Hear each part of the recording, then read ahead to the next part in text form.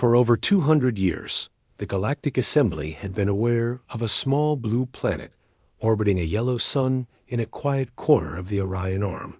Known to its natives as Earth, but to most spacefaring civilizations, it was simply called Sector 842 Delta Unimportant, unclaimed, and above all, silent.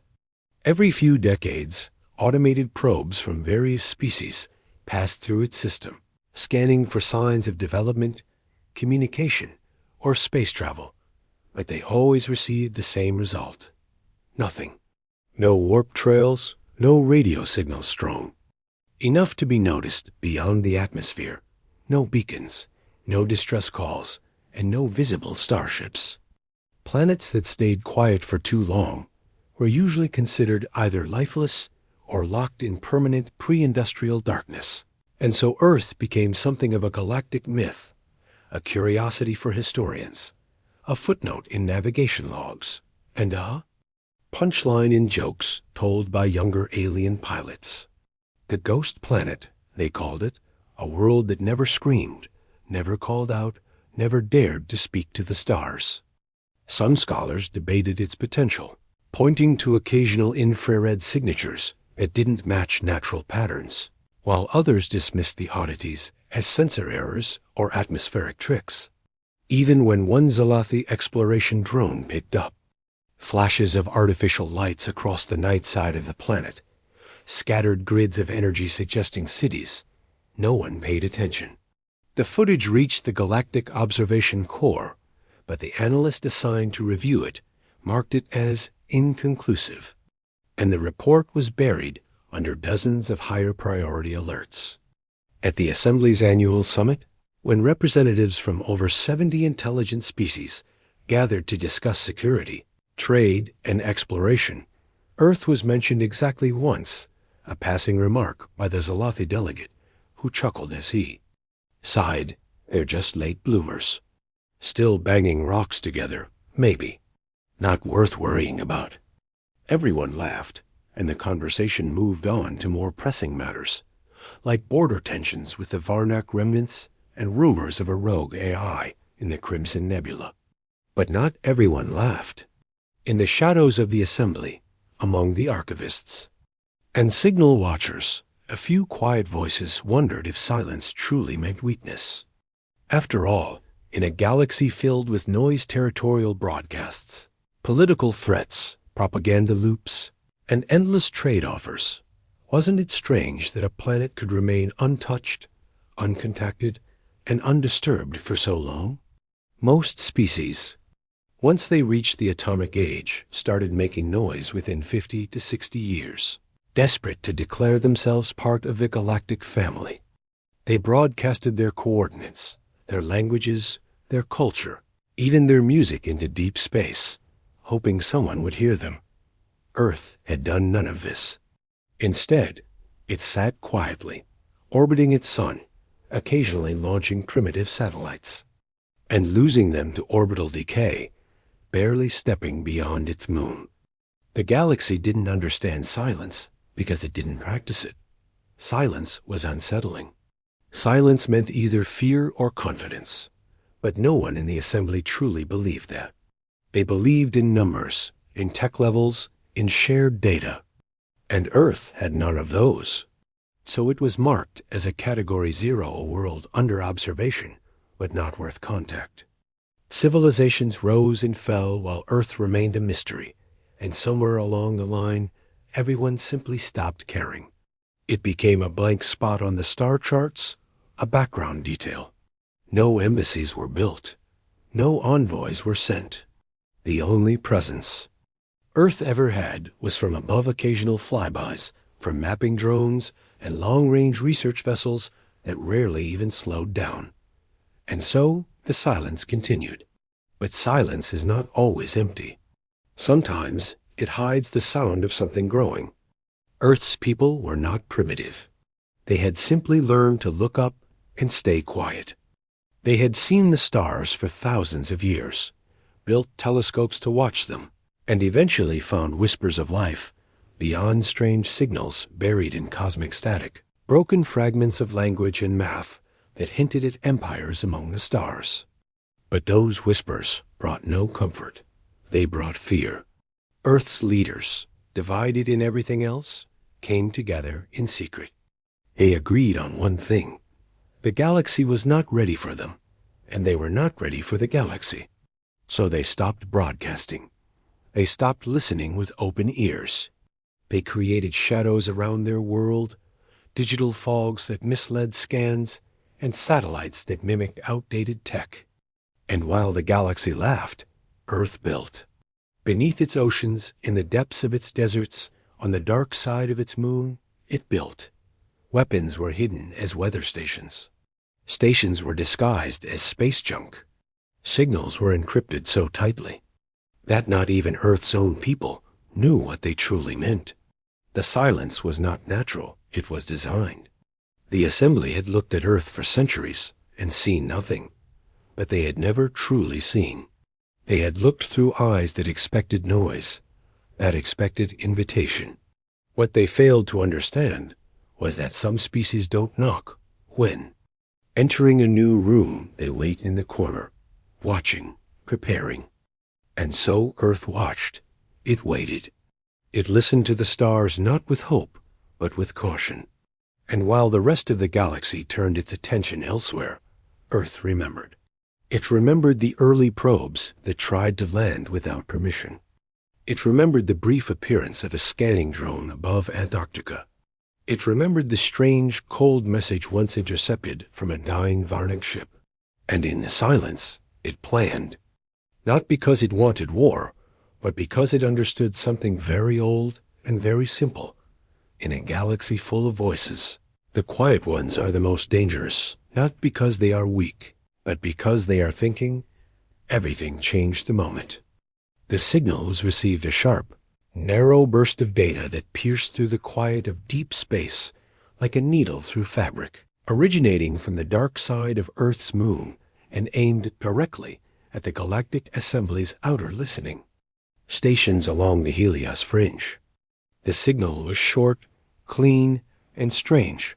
It contained no audio, no images, no spoken words, just a repeating string of 13 numbers broadcast 3 times in perfect sequence. At first, the machines monitoring that region didn't recognize it, but when the data reached the Assembly's central archives, alarms began to flash red, and the analysts froze in disbelief. The numbers were not random. They were ancient codes, once used by the Varnic Empire during their final years of war. Codes so specific and dangerous that they had been locked away in restricted archives, accessible only to high-level security members of the Assembly. The Varnic were long gone, destroyed by their own creations centuries ago, and their war codes were considered dead language, lost history. But here they were again, not just repeated, but sent with clarity, with speed, and with perfect alignment, as if someone not only knew the codes, but understood how to use them to gain attention. Panic crept quietly through the ranks of the Assembly. Who on earth could know those numbers? Who could send them through space with such accuracy? And why now? Within hours, a secret meeting was called among the core worlds. The decision was unanimous, but cautious Earth must be investigated, but not alarmed. A direct contact could risk provoking whatever force had sent the signal.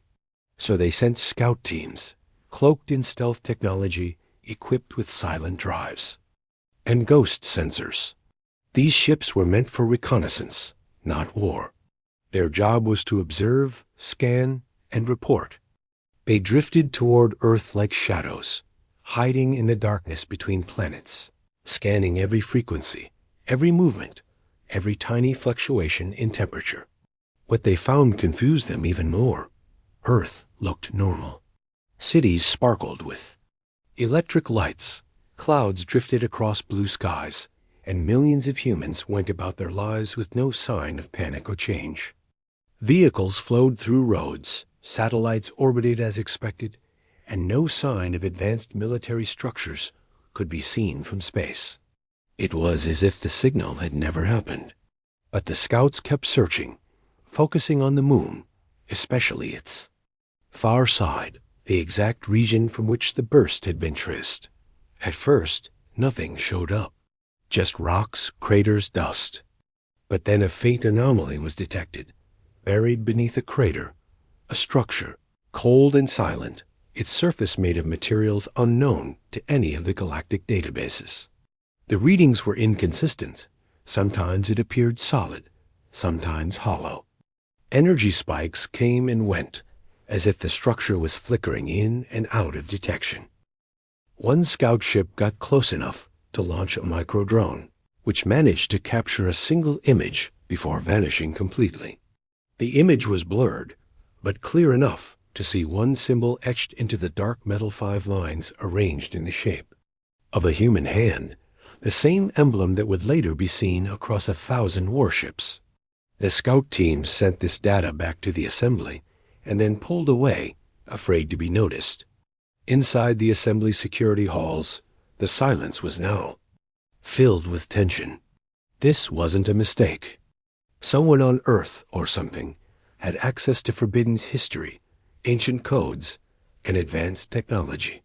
And yet, the world showed no signs of preparing for war, or even knowing that it had just caused fear across 100 systems. Some assembly members believed the humans were innocent, that the signal was a fluke, an echo, maybe even a buried Varnock artifact left behind on the moon and accidentally activated. Others were not so sure. They argued that no accidental transmission could have been aimed so precisely. No random relic could hide behind cloaking tech and then vanish from scanners. Earth's silence now seemed less like ignorance and more like calculation. Still, no one wanted to act too fast. War with an unknown enemy was a risk the assembly couldn't take. So they waited, hoping for another clue. Meanwhile, the people of Earth continued living as they always had, or so it appeared. But beneath the surface of normal life, hidden in data streams and encrypted networks, something had changed. Defense satellites received quiet updates. Hidden bunkers ran silent drills. Old codes were activated in systems that no human government officially controlled. And a whisper passed through hidden channels, unseen by satellites or spies. Stage 1 complete. The world that had stayed quiet for so long was not just watching anymore, it was preparing to speak. But it wouldn't shout. It wouldn't send a friendly wave across the stars. Earth would answer with action, not words. And far above the planet, beyond the reach of ordinary eyes, machines older than most galactic civilizations began to wake. One by one. Not every part of Earth had been built in public. Some of it had been growing in the dark, built by hands trained in silence, guided by minds that had long known the stars were not empty. The assembly had come to observe, but Earth had already decided its next move. The signal had not been a question. It had been a warning. The scouts circling Earth were growing restless, their silent missions stretching longer than expected with little to show, until one team, orbiting in low polar trajectory, detected something strange deep beneath. Antarctica heat signature, shaped like a perfect triangle, steady and warm, despite the freezing temperatures above it. At first, they assumed it was natural, maybe geothermal activity or underground magma, but the shape was too clean, too symmetrical, and its energy output didn't match anything found in nature. When they tried to scan deeper, their instruments began to glitch, showing blank spots and static as if something was jamming their readings from below. Around the same time, another scout team studying Earth's abandoned satellite belt noticed something else, an invisible data stream bouncing between derelict satellites that had supposedly gone dark decades ago. These satellites were not registered under any known space program. Their names and serial numbers led nowhere, and their configurations didn't match anything in Earth's open records. The data being passed was encrypted beyond modern decoding, using a layered language that seemed part machine, part ancient mathematics. These findings triggered a deeper investigation, and soon data poured in from multiple points. Beneath deserts, oceans, and ice caps, structures began to reveal themselves, not through direct images, but through thermal patterns, strange magnetic fields, and faint sound waves, like machines humming beneath the skin of the planet. Earth had not just been watching, it had been building, quietly, cleverly, for decades, maybe longer. Some facilities were buried too deep for any orbital scan, some camouflaged with natural terrain, and others positioned in such a way that satellites would always pass them by at blind angles. It was a network unlike anything the Galactic Assembly had seen from a species that hadn't even claimed interstellar status. Most unsettling were the stations and orbit objects once thought to be abandoned space debris, now revealed to be fully functional platforms made of unknown materials, blending so perfectly into background radiation that even advanced scanners missed them unless they were looking for something specific. These black stations, as the scouts began calling them, did not transmit, did not move, and did not respond to any attempts at contact, but there were hundreds of them, and they were perfectly placed around Earth's orbit, forming a web that, when mapped fully, resembled the defense rings once used by the ancient core worlds during wartime. It became impossible to ignore. Earth had prepared for war, or at least for something massive. Yet there was no official record of these projects, no global announcements, no alliances, no warnings. The world governments acted as if everything was normal, launching satellites, holding events, arguing over ordinary politics, all while something larger operated in complete silence just beneath them. It became clear that a separate command structure existed, something that had long detached itself from public view and operated with absolute secrecy. Assembly leaders gathered again, this time without the usual ceremony. Emergency meetings were held behind closed doors. They looked over the data, saw the stations, the underground facilities, the cloaked ships, and tried to understand how they had missed all of it for so long. The more they looked, the worse it got. Some of the materials used in the stations, hulls matched ancient Varnac composites metals that were thought to have been lost with the Empire. There were reports of signal pings using long-dead frequencies, and in at least one scan, a scout detected what appeared to be a fusion pulse, signature consistent with energy cores banned by the Assembly centuries ago. Earth had access to technology far beyond what its public science suggested. The big question echoed louder with each new finding. Why the silence? Why would a world capable of building such things choose to hide instead of boast? Most young species announced their progress loudly, eager to join the galactic stage, but Earth had done the opposite. It had erased its steps, turned down its voice, and watched while pretending to sleep.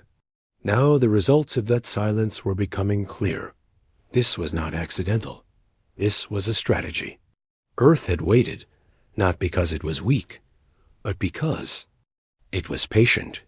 It had measured the galaxy, listened to its wars, its failures, its arrogance, and made a choice to remain unseen until the time was right. The time had come. The Assembly had been caught off guard. It had underestimated the quiet planet. Now, a growing number of members believed Earth might not just be preparing to defend itself. It might be ready to act. And whatever plan was hidden, beneath those layers of silence, it was too late to stop it now.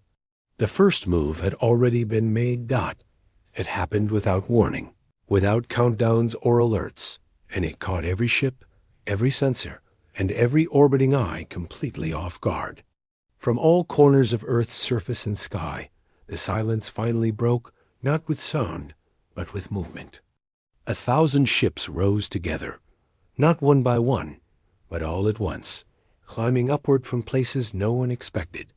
Some erupted from beneath calm oceans, sending columns of water into the sky.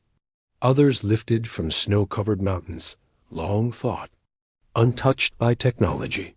More appeared out of dense clouds, shaped like shadows until they pierced through into daylight. And some emerged slowly from within the husks of old, broken Earth satellites, as if hiding in plain sight had always been the plan. They did not blink into warp, nor did they flare with engines. They simply appeared, rising in perfect unison, like a single mind commanding 1,000 arms. Each ship varied in shape and size, but all moved with precision and silence, as though guided by one rhythm. They formed a sphere around the planet, not too high, not too low, locking into orbital positions that covered every angle of Earth's sky. And on the hull of every ship there was a single identical symbol, an open human hand, palm facing out, fingers stretched wide, painted in black. To some, it looked like a warning. To others, it was a message. Stop. The Galactic Assembly's early defense systems panicked.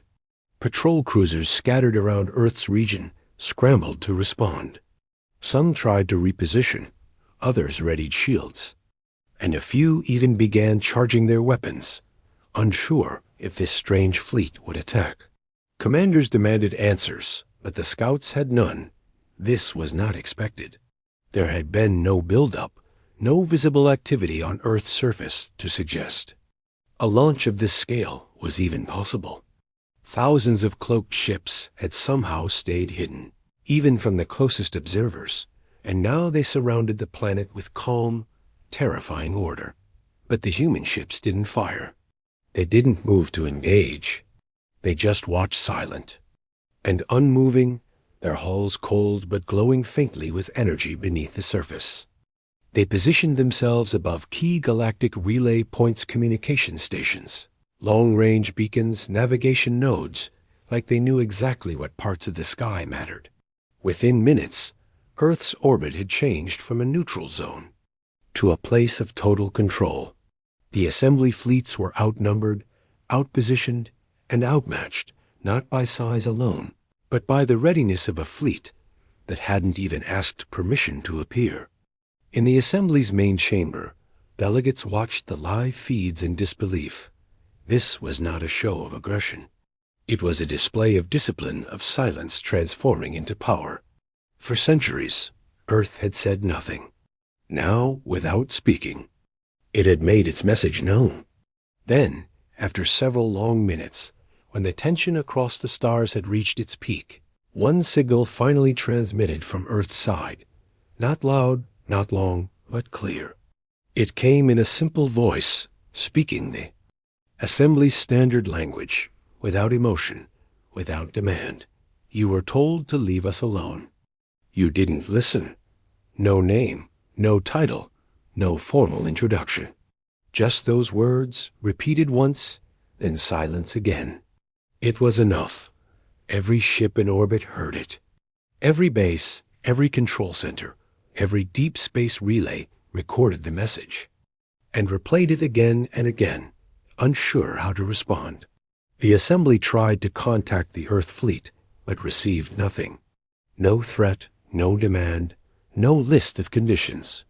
The human ships held their position, waiting, unmoving, as if daring someone to make the wrong choice.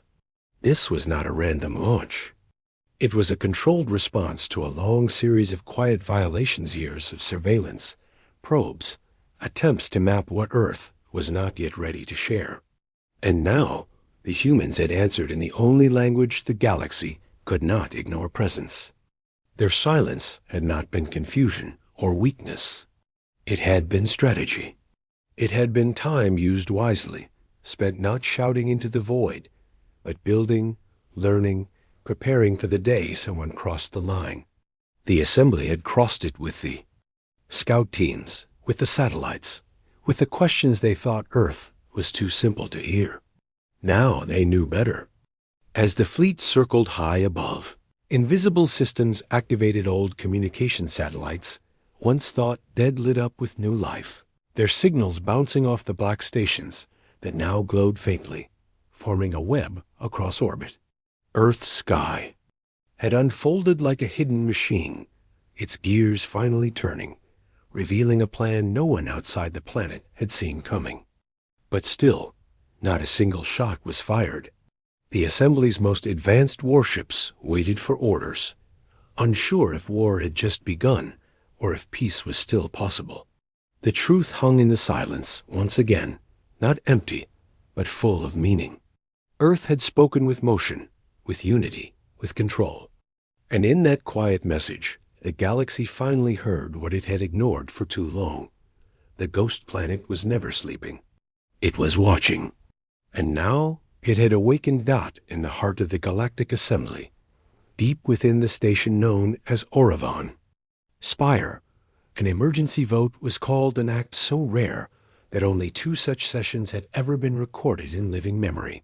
The last one during the chaos of the Scourge War, when entire systems had vanished overnight. Now the cause was different, but no less frightening. Earth, a planet once dismissed as harmless, silent, or backward, had shown itself as something entirely else, something deliberate, calculated, and dangerously advanced. Delegates from over 70 star nations gathered in a room designed for calm and order, but nothing felt calm now. Panic crackled in voices that were normally composed, and arguments broke out across every section. Some cried for immediate surrender, not out of fear, but because they saw no other option. They believed Earth had already won a kind of war without firing a single shot. Others demanded diplomacy, begging for talks, saying that perhaps Earth was only defending itself, and that there might still be a path to peace. A few even accused their own intelligence networks of failure, of underestimating a species that had never tried to impress the stars, but had instead studied them in silence. But while they argued, Earth said nothing more. 1,000 ships stayed in position, unmoving, unblinking. And then, as the Assembly debated in chaos, something else began to happen. Each hour, like clockwork, another ship joined the human fleet-cloaked vessels that seemed to phase into existence near relay points or rise from deep orbit, as if waiting for their moment to reveal themselves. The total kept climbing 11, 100, 1,200, 13. And still, Earth said nothing. No threats, no demands, only presence.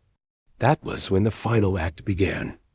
Across every major galactic channel, from trade hubs to military outposts, a single phrase echoed through encrypted lines and open bands alike. It was transmitted in the Assembly's standard language, but also translated instantly into every known dialect, as if prepared in advance. The words were cold, brief, and absolute, initiating Protocol Havenfall. No one knew what it meant at first, but then ancient systems began to respond. Long-abandoned defense satellites, forgotten relics from the earliest empires, lit up one by one, coming online after centuries of silence. These were not Earth's creations. They were ancient, scattered across different star systems, hidden in asteroid fields or buried under moondust. No one had used them in generations, and yet now they obeyed. Their command codes had changed. Somehow Earth had taken control. At first, it seemed impossible. Then worse followed.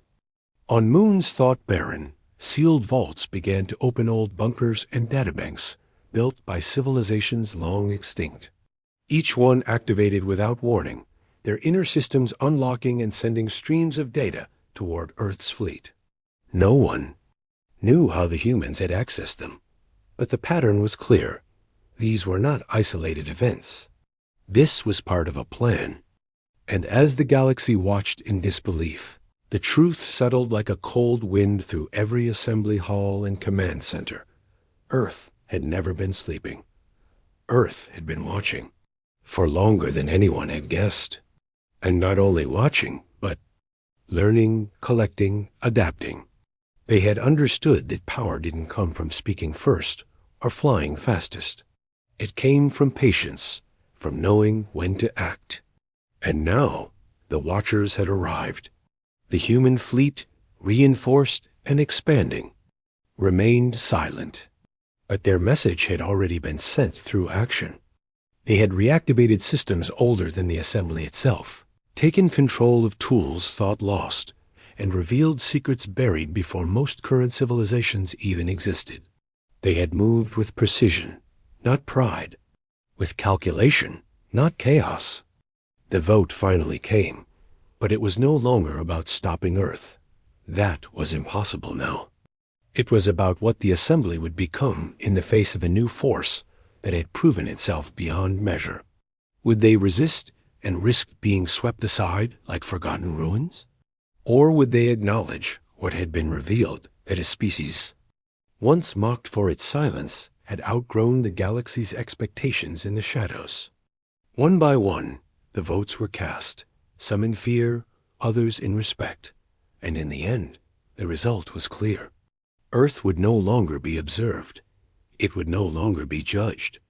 It would be recognized, not just as another world, but as a new power, forged in silence, born in strategy, and awakened in full. The galaxy had laughed at the quiet world once. But silence, it learned too late, is not emptiness. It is control.